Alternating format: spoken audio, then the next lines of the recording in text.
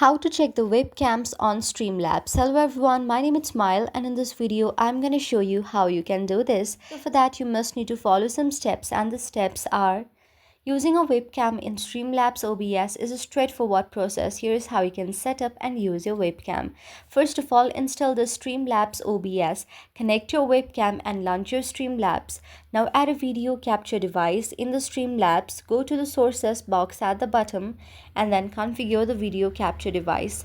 Now what you can do is position and resize the webcam and also adjust the webcam settings from there by following the steps. Now you can also add the filters, that is totally optional and your choice, and also the auto sync if you want to.